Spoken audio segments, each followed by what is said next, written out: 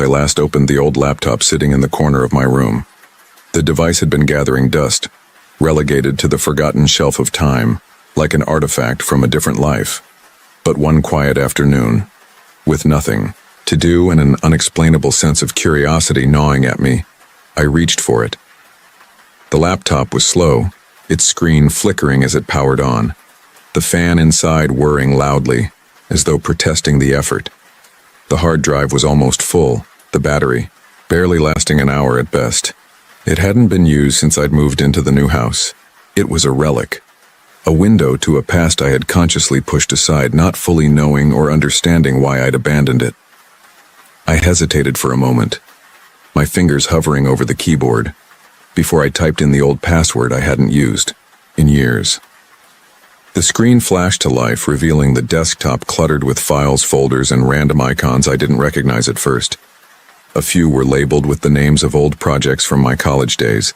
Some were photos from long forgotten vacations, and a few were half-finished stories or essays I'd worked on in my spare time. Yet amidst the digital debris, there was one file that stood out. The icon was a deep red, almost crimson, and the file name was something I didn't recognize. Last file 01 dat. My heart skipped a beat. I had no recollection of this file. In fact, I didn't even remember ever saving a file with that name, but there it was, sitting innocuously on my desktop. For a brief moment, my mind considered moving on, just closing the laptop and letting it be. But curiosity is a dangerous thing, and my fingers, almost against my will, clicked on it. It was .dat file, an unusual extension for anything I'd typically work with. The screen flickered once more as the file opened, and a new window appeared. At first, it was blank, the cursor blinking in the top left corner. But then, slowly, words began to materialize on the screen. They weren't just random characters, but structured sentences, disturbing sentences. "I know you're looking at this," the text read, as though it had been waiting for me. "I've been waiting for you." The words were simple enough, but they carried an unnerving weight. A chill ran down my spine, and I could feel the hairs on the back of my neck rise. It felt like the file was aware, like it had been written specifically for me in this moment. Before I could fully process what was happening, the file continued. "Do you remember me?" it asked. "Do you remember the things you've forgotten, the things you tried to erase?" I sat there, paralyzed in front of the screen, unsure of what to do next. Was this some kind of prank? Maybe a leftover project or a file from a classmate? But no, that didn't feel right. There was something personal about it, something intimate, something that felt like it was written specifically for me, not just some random person who stumbled across it. My mind raced, trying to recall any connection to the file. But I came up blank, and then the words appeared again. "You don't remember, do you? It's been so long. I've been waiting for you to remember." I felt a deep, gnawing anxiety settle in my stomach. I wanted to close the file, shut down the laptop, and forget everything. But my fingers remained frozen, and the text kept coming. "You should have listened to the warning," it continued, the words slowly pacing across the screen. "You should have stopped before it was too late. But now it's too late, and you're already in it." I began to feel sick. My thoughts became disjointed, as though I were trapped in a fog. I wanted to scream, to tear my eyes away from the screen, but I couldn't. The words pulled me in deeper, dragging me further into a rabbit hole of dread. "It's always been there," the file read. "Waiting. Watching. You think you can forget, but it never forgets you." My hands shook as I gripped the sides of the laptop. My mind was racing. I had to know more. I needed to understand what was happening. The file had to be some kind of joke, right? But how could it know me like this? How could it know these things? The text continued. "Do you remember the house? The first time we met? The things you did? The things you saw?" That was when my heart skipped a beat. The house. I remembered the house. I had lived there years ago during a particularly dark period in my life. I didn't want to think about it, didn't want to relive it. That place had haunted my nightmares for years. But the file knew. It knew details I had long buried, long tried to forget. And then came the final sentence. You can never leave. You're mine now. A deafening silence followed as the text stopped. The screen flickered again, but this time something else appeared. A series of distorted images flashed on the screen, each more jarring than the last. Faces contorted in agony, eyes wide with fear as though they were trapped in a place beyond comprehension. But in the chaos of images, there was one face that stood out, my own. Or at least a version of me. It wasn't my face in the way I remembered it, but there was something undeniably familiar about it. The eyes, hollow and empty, stared back at me from the screen. The figure in the image was shackled, chained, but I couldn't tear my eyes away. My breath came in shallow gasps and my pulse raced. Was this some kind of psychological experiment? Or was it something else? I knew I needed to shut the laptop down. I needed to disconnect, to break free from whatever this was. But it was too late. The images stopped flashing and the screen went black. A new message appeared in red letters. You should have listened. It's too late to turn back now. And then the screen went completely dark. I stared at the black screen for what felt like an eternity. My heart was racing, my chest tight with anxiety. I closed the laptop slowly, almost reverently, as if it might spring back to life and drag me into whatever nightmare it had unleashed. I couldn't think. I couldn't breathe. My mind was reeling, trying to process what had just happened. Had it been real? Was it a trick? I couldn't trust my own mind in that moment, but one thing was for sure. I had seen something that felt too real to ignore. I tried to push the feeling aside, telling myself that it was just a glitch, a corrupted file, but deep down I knew it wasn't. The sensations were still with me, gnawing at my consciousness, pulling me back to the horrifying realization that I wasn't alone. The file had left its mark on me, like a fingerprint on my soul, something that could never be wiped away.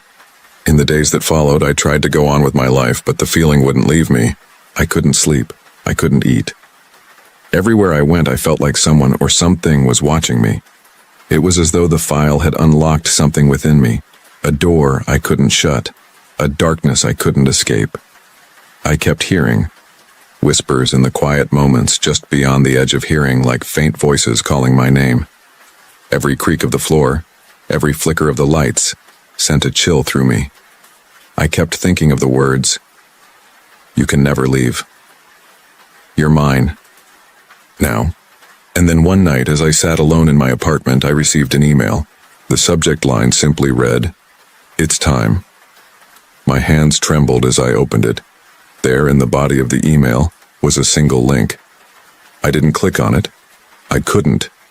I wasn't sure if I wanted to know what lay beyond that link, but deep down, I knew it was a part of whatever had been chasing me. I could feel it closing in on me, waiting for the right moment to strike. That night I went to bed, but sleep never came. The whispers grew louder, the sense of being watched more palpable. And then, in the early hours of the morning, my phone buzzed with a notification. It was a message from an unknown number. It simply said, "It's in your mind now, you can't escape. It's already started." I knew then, with a deep and sickening certainty, that the horror contained within the last file on my computer had become a part of me, and there was no way to escape it. I had opened the door, and now, whatever was on the other side was coming, for me. I didn't know what to do. I couldn't ignore it anymore. It had been days since I received the last message, and each moment felt like I was sinking deeper into a nightmare I couldn't wake up from. I tried to go about my daily routine, pretending things were normal, but every shadow in the corner of my vision felt like a threat. Every flicker of the lights, every unexpected noise made my pulse race, my breath catch in my throat. It was as if something was always watching me, waiting for the right moment to reveal itself. The messages didn't stop either. Every time I opened my phone, there was a new text, a new email, always from unknown numbers or strange, untraceable addresses. The messages were the same. Cryptic, chilling warnings. You can't run. It's already begun. You think you can hide, but it sees you. It always sees you. At one point, I found a photo attached to one of the messages. My heart dropped when I saw it. It was a picture of me, taken from a distance, standing outside my own front door. I hadn't heard anything, hadn't seen anyone. The photo was too clear, too precise. Whoever, or whatever, was behind all of this had been watching me for longer than I realized. The fear turned into paranoia. I couldn't trust anything anymore. I felt like I was losing my grip on reality. My friends stopped answering my calls, and when they did, their voices sounded distant, disconnected, as if they too were trying to distance themselves from me. Even the people I worked with started acting strangely around me. There were whispers when I passed by, sidelong glances, people turning away when I looked their way. I couldn't understand why, but it was clear that I was becoming a pariah, like some sort of contagion that no one wanted to get too close to. The whispers didn't stop either. I heard them when I was alone in my apartment, when I was lying in bed, when I was sitting in my car. At first, they were faint, but soon they became clearer, more distinct. They were always there, murmuring my name, telling me things I didn't want to hear. And then, one night, as I lay in bed, the whispers grew louder. This time, they were accompanied by a feeling. A cold, oppressive presence in the room, something that felt like it was closing in on me. I could feel the weight of it, a suffocating pressure that pressed against my chest, making it hard to breathe. I sat up, my heart pounding in my throat, my mind reeling with panic. "Don't ignore us," a voice hissed. So close to my ear I could feel the hot breath on my skin. "We've been waiting for you. We've always been waiting." I sprang out of bed, my legs trembling beneath me, and rushed to the window, pulling the blinds open. The street outside was empty, as it always was at this hour. Nothing seemed out of place, yet I couldn't shake the feeling that something or someone was out there. My gaze darted across the street, scanning every shadow, every alleyway, every corner, looking for any sign of movement. But there was nothing. Nothing except the darkness and the cold wind that rustled the leaves of the trees. I closed the blinds with trembling hands, my mind racing with questions. Was I going insane? Had I somehow slipped into some kind of hallucination? I felt as if I were being pulled into a vortex, spiraling deeper into a world that no longer made sense. The world I knew was slipping away, and in its place was something far darker, far more sinister. But the worst was yet to come. The next morning, I decided that I couldn't keep running from this, couldn't keep ignoring the inevitable. I had to confront whatever had started this. I had to know what was happening, even if it meant I had to confront the deepest parts of my own past. I booted up the laptop again, my hands shaking as I clicked open the file once more. The crimson icon seemed to pulse with an almost malevolent energy, as if it were alive, waiting for me to open it again. The screen flickered as I clicked on it, and this time, the text appeared faster than before, almost as though it was eager to tell its story. "You remember now, don't you?" the file asked, its words appearing on the screen in an unsettling, almost mocking tone. "You remember what you did? You remember what you saw?" I swallowed hard, my throat dry, my mind racing. I had never opened the file in its entirety, never given myself the chance to truly absorb what was inside. But now I had no choice. I had to face the truth. The words continued, filling the screen with a cold, deliberate rhythm. "Do you remember the night we first met? The night you saw what was really out there?" The text paused, as if it were giving me a chance to breathe, a chance to retreat. But there was no going back now. The file knew what I had done. It knew what I had seen. "I shouldn't have opened it," I whispered to myself, the words almost drowned out by the thudding of my heartbeat. I shouldn't have kept going. But it was too late for regret. It had already begun. And now, I had to face the consequences of my actions. "The file," continued, "you thought you could escape. You thought you could run from what you saw, from what you knew. But that's not how it works, is it? You can never leave. You're already a part of it now. We're inside your head. We're part of you. A terrible realization hit me with full force. It wasn't just about the file, the whispers, or the images that haunted my dreams. No, this was something deeper, something far more insidious. It was inside me now, inside my mind. The more I tried to push it away, the more it consumed me, wrapping its tendrils around my thoughts, my very sense of self. I couldn't breathe. I couldn't think. I couldn't move. The room seemed to close in on me, the walls pressing against me, suffocating me. I tried to stand, to flee, but my body wouldn't obey. I was paralyzed, trapped in this nightmare with no way out. And then, just as I thought I might lose my grip entirely, the screen went black once again. My heart stopped. The silence was deafening. For a moment I thought it was over. That maybe, just maybe, the worst was behind me. But I was wrong. The screen flickered back to life, and this time a single sentence appeared in red. You've opened the door, and now we're coming for you. I looked around the room, expecting something, anything to be there. But there was nothing. Nothing but the cold air, the dark shadows, and the overwhelming sense that I had been marked. I had been chosen, and there was no escaping whatever horror had been unleashed. I had thought I could run, that I could escape the past. But the past, it seemed, had never truly let go.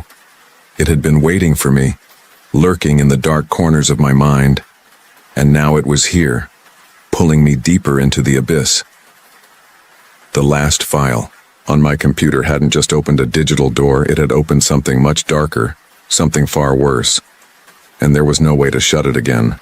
No escape, no hope. Only the horror that would follow me wherever I went. And the worst part was I knew it wasn't over. It had only just begun. I tried to breathe, to force myself to think, to regain control over my mind. But it was as though every rational thought I had was being drowned by a growing tide of fear. I closed the laptop, hoping, praying that it would end. Hoping that somehow, by simply shutting the lid, I could sever the connection, cut myself free from whatever had been unleashed. But the truth had already been carved into me, deep and undeniable. The feeling of being watched, of being hunted, pressed in on all sides, suffocating me. The whispers were louder now, more distinct, more personal. I could hear them in my ear when I walked down the street, when I passed by my neighbors. They echoed in my apartment as if the walls themselves were complicit in this haunting. It wasn't just the digital world that had changed. It was everything. I would open a door and freeze, half expecting something to be there, standing in the shadows, waiting to step out of the corner of my eye. The slightest sound, a creak of the floor, a shift in the air, would send a jolt of terror through me, as if my entire reality had become one long, drawn-out game of hide-and-seek with something far darker than I could comprehend. I began to doubt my own mind. Was I truly losing it? Was all of this simply my paranoia taking root, my mind unraveling in the face of my fear? But deep down, I knew the truth. It wasn't just in my head. Something was out there, something that was coming for me, something that had been watching, waiting, and I had opened the door. I had given it permission to enter my life. Days blurred into each other.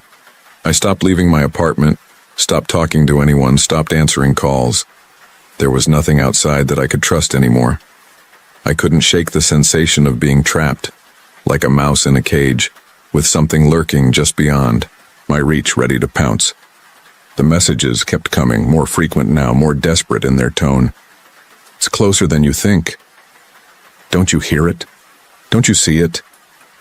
They were always the same, cryptic, mocking, but they were no longer just words.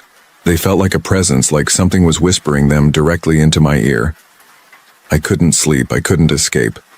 The file had done something to me. It had changed me in ways I didn't fully understand, but I could feel it. My sense of reality was slipping through my fingers like sand, as if the world around me was becoming unhinged. The longer I tried to avoid it, the more it consumed me. Then, one night it happened. I was sitting at my desk, staring blankly at the laptop, my hands trembling as I sat frozen in place. I didn't want to open the file again, didn't want to invite whatever was inside back into my life. But I knew it was pointless. There was no running from it anymore. I had to confront it, had to understand what I had done. So slowly my hands moved to the keyboard, my mind screaming for me to stop, but my fingers wouldn't listen. I clicked on the crimson icon once more. This time, however, the file didn't open with the usual text. No eerie messages, no cryptic phrases. It was different. The screen flickered and then a new window appeared, a video file. I couldn't tell what it was at first, but a sense of dread washed over me. The video file had no name, no description, just a generic file extension. With a sinking heart, I clicked on it. The video began with static, shifting, crackling distortion. At first it was just noise, but then images began to emerge from the static. Slowly, at first. A street, an empty, dimly lit alley. The camera seemed to be moving as if someone were walking, holding it in their hands. The air was thick with tension, and every inch of the footage seemed to pulse with a sense of dread. My pulse quickened as the camera moved down the alley, passing by darkened doorways and alleyways, and then there it was, the figure, the face. It was me. Or rather, it looked like me. The figure was standing at the far end of the alley, facing the camera, its back slightly hunched. The face was obscured in shadow, but I could make out enough. Dark hair, a familiar frame. But there was something wrong. It wasn't my face, not exactly. The eyes were hollow, black pits that seemed to swallow any light that touched them. The figure stood motionless, staring directly into the camera. And I felt it. That terrible, suffocating feeling of being watched, being observed by something that was not human, something that had no place in this world. It was me, but it wasn't. The camera zoomed in on the figure's face, and I recoiled in horror. Its mouth opened, a smile, a grin that was wide, far too wide, stretching impossibly across the face. It was like looking at a reflection of myself, distorted, twisted, wrong. The smile stretched unnaturally, like it was pulling the skin at the corners of its mouth. And then, in a voice that was far too familiar, a voice that sounded like my own but was laced with something darker, it whispered, "You can't run from what you've become." I slammed the laptop shut, my heart racing, panic flooding through my veins. I could hear my breath, ragged and uneven, as if I had just sprinted a marathon. I backed away from the desk, my mind racing, trying to understand what I had just seen. That wasn't me. That couldn't be me. But deep down I knew. I knew it was. The whispers were louder now, pounding in my head like a relentless drumbeat. They weren't just whispers anymore. They were voices calling out to me, pulling me in. It was like a magnet dragging me toward the abyss. I couldn't escape. It wasn't just the file anymore. It wasn't just some digital nightmare. It had become a part of me, a part of my soul, something that I couldn't exorcise, something that had crawled inside me, taking root.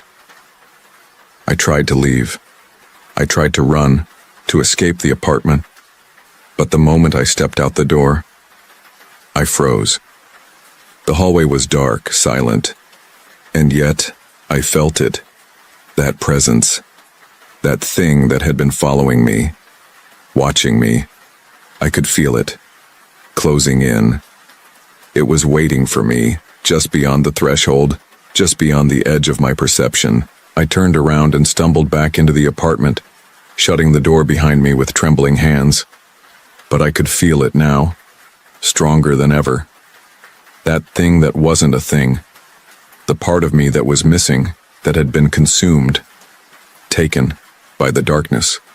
I could hear it now in the quiet of my apartment, in the stillness of the night. You can't escape. You are mine now. And I knew with sickening clarity that the worst was still ahead. The file hadn't just haunted me. It had marked me, bound me to something far darker than I could comprehend. And as I stood there, alone in the silence, I realized one horrifying truth. The walls of my apartment seemed to close in on me, suffocating me in the quiet, oppressive darkness. My breath was shallow, ragged, and the sound of my heartbeat thudded painfully in my chest. I could still hear the voice, my own, twisted and distorted, repeating that one sentence over and over. "You are mine now." It echoed in my mind, louder than the pounding in my ears, filling the empty space in the room until I couldn't think of anything else. There was no escape, no way out. I tried to move, but my body felt like lead, heavy and unwilling to cooperate. It was as if the very air around me had thickened. Each step I took a struggle against an invisible force holding me down. I stumbled, back to the desk, unable to tear my eyes away from the laptop. The screen was dark now, lifeless, but I knew deep down that it was far from over. The file, the voices, the images, they weren't just going to let me go. They had already become a part of me. My hands trembled as I reached for the laptop again. What was I hoping to find? A way to reverse it? A way to undo the damage I had done by opening the file in the first place? But even as I turned it on, I already knew the truth. There was no undoing this. I was already lost. The laptop powered on with its usual slowness, the fan whirring as it came to life. I stared at the screen. The darkened desk